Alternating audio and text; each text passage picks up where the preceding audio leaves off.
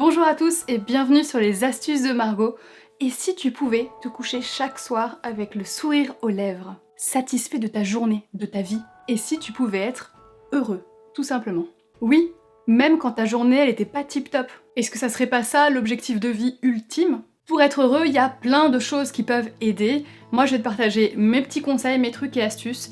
Il y en a beaucoup qui viennent de différentes lectures, donc surtout si ça t'intéresse, n'hésite pas à aller regarder la barre d'informations, je te mettrai les 4 livres qui m'ont le plus marqué. Évidemment, ici, je vais pas vous parler à nouveau de faire du sport, de bien manger, de bien dormir, de faire attention à sa santé. Tout ça, je l'ai déjà abordé dans d'autres vidéos et je considère que c'est plutôt de l'ordre de l'hygiène de vie.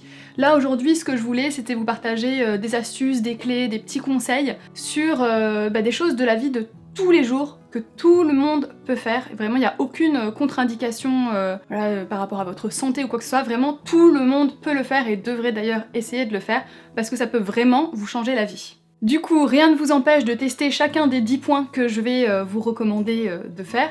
Par contre, quand même, attention, n'essayez pas de mettre en place les 10 choses d'un coup, parce que ça serait vraiment beaucoup trop, ça serait surhumain là pour le coup. Enfin, si vous y arrivez, je vous applaudis, mais voilà, ça serait plus décourageant a priori qu'autre chose. Prenez le truc dans la vidéo qui vous aura le plus marqué et essayez de le mettre en place. Et une fois que ça sera fait, passez à un autre. C'est parti pour mes 10 astuces, clés, étapes, je ne sais pas, à vous de choisir le mot, pour être heureux. La première chose que je vous recommande de faire, c'est d'identifier dans votre quotidien ce qui vous stresse, ce qui vous rend malheureux, ce qui vous déçoit, de mettre des mots dessus pour pouvoir faire un bilan et avancer. Vous allez voir, c'est un exercice qui est vraiment très simple et assez révélateur. Vous prenez une feuille et un stylo et vous allez écrire pour chaque pan de votre vie votre ressenti, avec un maximum de descriptions, d'adjectifs, etc. Et c'est vraiment votre ressenti que vous devez mettre sur le papier. On va se poser des questions, par exemple, est-ce que vous avez une belle carrière qui vous rend vraiment heureux ? Ou effectivement, votre carrière, elle se déroule bien, mais au fond de vous, vous aimeriez faire autre chose. Est-ce que vous avez une vie sociale épanouissante ? J'insiste vraiment sur la notion de ressenti, parce que si on observe en fait sa vie de façon rationnelle, on risque de passer à côté de certains indices qui nous montrent qu'en fait, c'est peut-être pas fait pour nous la situation dans laquelle on est. Par exemple, rationnellement, votre vie de couple peut être réussie parce que vous avez effectivement un compagnon, que vous avez des projets ensemble, que vous avez des intentions l'un pour l'autre, mais si au fond, vous ressentez quand même un certain malaise, c'est qu'il y a probablement quand même un problème derrière. C'est votre vie, vos besoins, il n'y a que vous qui pouvez savoir si ça vous convient ou pas, donc faites-vous confiance. Pour faire ce bilan par écrit, vous pouvez par exemple attribuer une note, une couleur ou, je sais pas moi, 5 adjectifs minimum à chaque pan de votre vie, donc vie familiale, vie sociale, vie professionnelle, santé physique, santé psychique, ça peut être aussi tout ce qui est passion et hobby, projet personnel. Et grâce à ce bilan, en fait, vous allez réussir à avoir une première analyse, une première prise de recul, parce que vous arriverez à identifier un peu mieux d'où viennent vos soucis. Quels aspects de votre vie vous pèsent le plus ? Parce que si globalement vous vous sentez pas super bien mais que vous n'arrivez pas à mettre le doigt sur justement ce qui va pas, ça va être compliqué d'y remédier. Les solutions qui peuvent émerger ensuite, ça peut être de penser à une réorientation professionnelle. Attention, je vous dis pas de tout plaquer du jour au lendemain, ça serait pas une bonne idée, faut jamais se lancer dans un truc sans avoir un minimum de plan. Ça peut être de passer plus de temps en famille, si en fait vous vous sentez trop absorbé par votre travail. De prévoir un dîner avec vos amis que vous avez pas vu depuis super longtemps. Ou même de prendre juste du temps pour soi, tout seul, pour pouvoir mieux se retrouver en couple plus tard. Alors les croyances négatives, c'est vraiment tout un chapitre. L'avantage, c'est que c'est relativement facile à identifier, pour le coup. Mais ça nécessite d'être attentif à toutes les choses que l'on se raconte. Une croyance négative, pour faire très simple, c'est tout ce que vous vous dites à vous-même, mais que vous n'accepteriez jamais d'entendre dans la bouche de quelqu'un d'autre. Vous allez comprendre tout de suite avec les exemples. Je suis vraiment trop grosse. Bon, de toute façon, je suis nulle en maths. Je suis nulle en maths. Ouais, je sais, c'est un beau projet, mais tu vois, moi je suis quelqu'un d'assez flemmard, j'arrive pas à tenir mes objectifs, donc bon, ça sert à rien que j'essaye, quoi. Si c'était votre meilleur ami qui vous sortait tout ça, vous réagiriez comment ? Dans ce cas-là, pourquoi quand c'est toi, ça passe ? C'est pas normal, ça devrait pas passer. Comment est-ce que tu veux réussir à avancer et être plus heureux si t'arrêtes pas toi-même de te dire des horreurs ? Si tu veux essayer d'avancer, évite de t'auto-tacler toutes les 2 secondes. On est très dur envers soi-même, mais c'est quelque chose qu'il faut apprendre à changer. Ce que je te recommande, c'est de le faire carrément sur une journée. Pendant une journée, tous les petits trucs là comme ça que tu te racontes, toutes les petites phrases qui popent dans ta tête, tu te les notes sur un papier ou sur ton téléphone, comme tu veux, mais tu te les notes. Comme ça, à la fin de la journée, tu auras ta liste de tout ce que tu te dis et que tu te ressasses sur toi-même, toutes les croyances que tu as sur toi-même et qui t'empêchent en fait d'avancer, et surtout qui te rendent un peu malheureux. Une fois que c'est identifié, tu apprends à les repousser, c'est-à-dire qu'à chaque fois que ça vient dans ta tête, tu te dis stop. Vraiment, tu te le dis mentalement, stop. Et pour habituer le cerveau à faire l'inverse, à chaque fois que cette pensée-là pop dans ta tête, sois bienveillant envers toi-même et trouve un contre-exemple. Un encouragement, c'est toujours plus motivant. Pour vous aider à bien comprendre, je vais vous donner mon exemple personnel. J'ai une croyance négative sur moi et c'est qu'on ne m'écoute pas.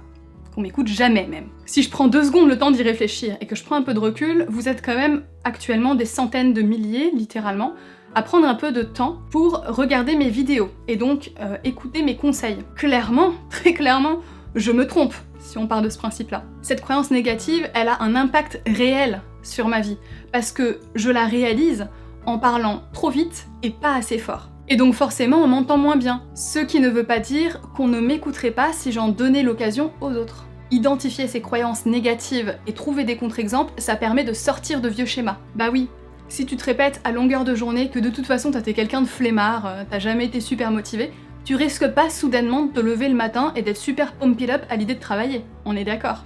Alors que si tu te dis, ok, pendant tout ce temps, j'ai pas arrêté de me répéter que j'avais la flemme, mais en fait, la réalité, c'est que j'avais surtout peur d'échouer, de me planter, et que c'était plus simple de rien faire plutôt que de me prendre un mur. Mais à partir de maintenant, je décide de vraiment me donner à fond, de me donner tous les moyens d'y arriver, et comme ça, si jamais ça fonctionne pas, bah au moins je sais que j'aurai tout donné, plutôt que de rester passif et de laisser tomber. Tu vas changer ta vie.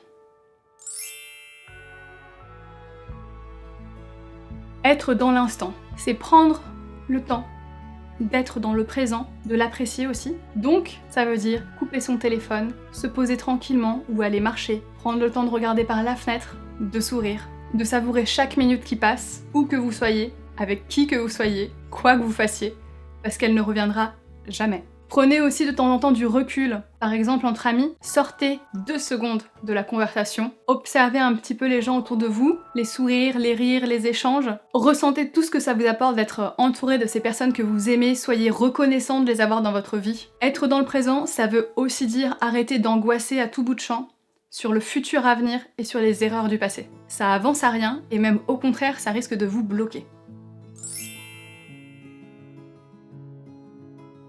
S'émerveiller, c'est avoir la capacité de voir le beau, le magique, le merveilleux, le drôle, le parfait, partout.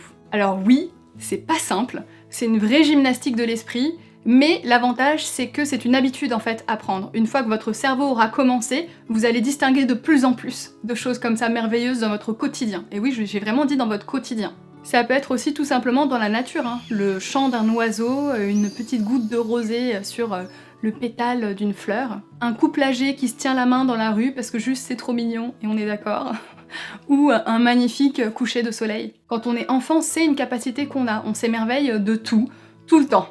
Une jolie fleur, un oiseau rigolo, un super biscuit qui était vraiment beaucoup trop bon. Alors cette capacité d'émerveillement enfantin, c'est quelque chose qu'on a tendance à perdre en grandissant parce qu'il y a les responsabilités qui arrivent, il y a l'angoisse des examens, de la carrière professionnelle, tout ce que vous voulez. Alors j'en vois certains arriver à me dire « oui mais justement moi je suis adulte, je suis pas un gamin, donc je me comporte en adulte ».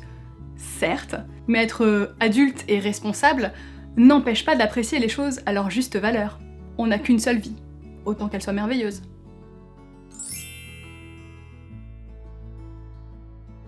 J'ai commencé à aborder un peu la notion de gratitude dans les points précédents, parce que c'est une notion qui est vraiment essentielle, j'en fais un point à elle toute seule. Comme pour l'émerveillement, c'est une question d'habitude. Au fur et à mesure, on va se rendre compte que même dans une journée qui était un peu moyenne, voire décevante, ou dans les moments difficiles, on arrive quand même généralement à trouver une chose pour laquelle on est reconnaissant. Je vous en ai déjà un petit peu parlé dans d'autres vidéos, mais ma recommandation, c'est tout simplement à la fin de sa journée de se faire un mini bilan, ça prend vraiment 30 secondes, et c'est de vous dire 3 choses pour lesquelles vous êtes reconnaissant. En faisant ça, on va reprogrammer entre guillemets le cerveau à se focaliser sur le positif de sa journée plutôt qu'à ne retenir que le négatif. Par exemple, je suis reconnaissant d'avoir un toit au-dessus de ma tête, de ne pas vivre dans un pays en guerre, ou alors je m'entends hyper bien avec les commerçants du quartier, on a prévu un super week-end entre amis, j'ai trop hâte d'y être, j'ai eu la chance de voir le lever de soleil ce matin, plutôt que de dire j'ai dû me lever à 5h30.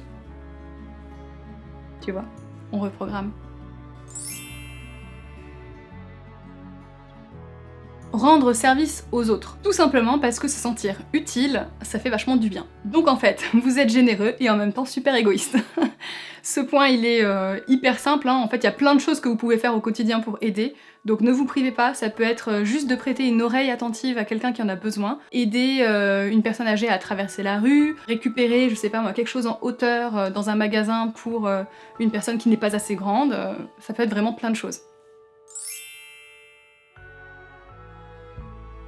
Le point précédent était super court, mais celui-là va lui faire écho. Donnez, donnez, donnez autant que vous voulez, de votre temps, de vos capacités, ce que vous voulez, mais n'attendez jamais rien en retour. Jamais. Ne faites pas les choses pour un remerciement, ne faites pas les choses pour la gloire, ne faites pas les choses parce que vous espérez obtenir quelque chose de la personne d'en face. Ça va vous éviter d'en vouloir en fait à la personne d'en face qui, au final, n'avait rien demandé à l'origine. Donc ça serait pas très juste vis-à-vis d'elle et en plus vous risqueriez d'être sérieusement déçu. Donnez pour le plaisir de donner, donnez pour le plaisir de se sentir utile, mais ne le faites pas pour obtenir quelque chose.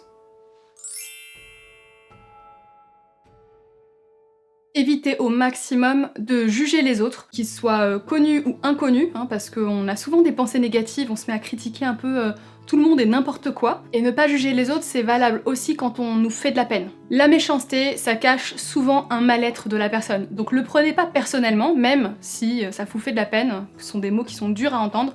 Le prenez pas personnellement parce qu'en fait c'est la personne qui les dit qui a un vrai problème. Après, soyez responsable quand même, hein. C'est-à-dire faites l'indistinction entre une critique qui pourrait être constructive et vous aider à avancer, et un mot qui est dit juste dans l'objectif de vous faire du mal. Voilà, faites la distinction.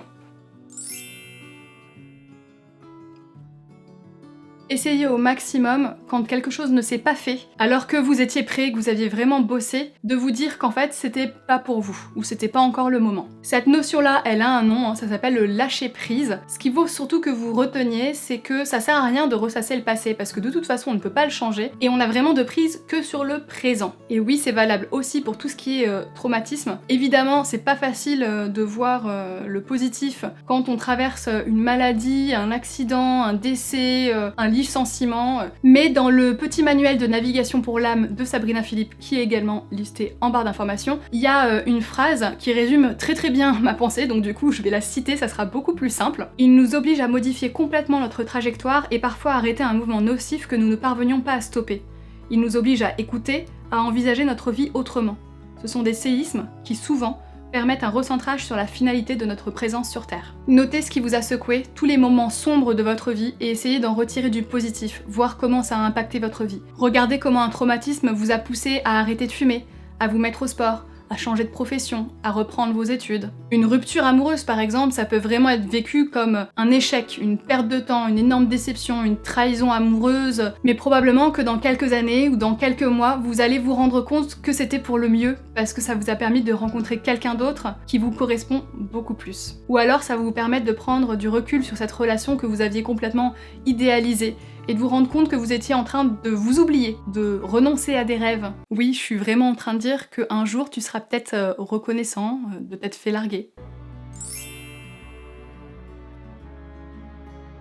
Est-ce que vous avez remarqué qu'en général, quand on raconte sa vie, on n'est jamais responsable de ses échecs, hein, c'était toujours quelque chose d'extérieur, mais par contre on est toujours à l'origine de ses succès. Rejeter sa déception sur les autres, j'ai pas eu de chance, c'est pas ma faute, c'est machin, c'est lui qui a tout fait foirer, ça n'aide jamais. Ok, sur le moment, ça peut soulager de se dire que en fait on n'est pas responsable de l'échec. Mais en vrai, ce que vous vous mettez en tête, c'est que votre volonté, vos capacités et vos envies n'ont aucun impact sur votre vie. Que vous êtes victime de la situation. Oui, moi aussi je trouve qu'au final c'est plutôt déprimant. Alors changez de perspective, donnez-vous un maximum de moyens pour atteindre vos objectifs. Et si jamais ça marche pas, c'est pas grave.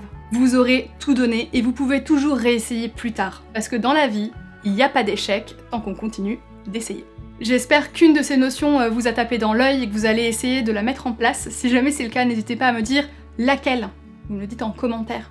J'aimerais bien savoir laquelle vous intéresse le plus en fait. Tout ce que je souhaite avec cette vidéo, c'est que toi, tu sois heureux ou heureuse et que tu arrives au final à voir le positif, même dans une journée un peu bof-bof. Je tenais aussi à vous remercier pour tous vos retours super positifs concernant ma vidéo sur la gestion du stress. Vous êtes vraiment trop mignons. À chaque fois, ça me fait super plaisir de lire vos messages. Vous êtes mes petits bonheurs, mes petits moteurs aussi. Parce que j'avoue que vous me motivez au quotidien aussi à vous donner un maximum de contenu, de clés pour améliorer votre vie. Donc voilà, la conclusion de cette vidéo, c'est que vous êtes les meilleurs, gardez-le en tête même quand ça va pas, répétez-le vous. Dites-vous, c'est Margot qui me l'a dit, je suis le meilleur, je suis la meilleure. Et moi je vous dis à bientôt avec une nouvelle vidéo, mais surtout, merci.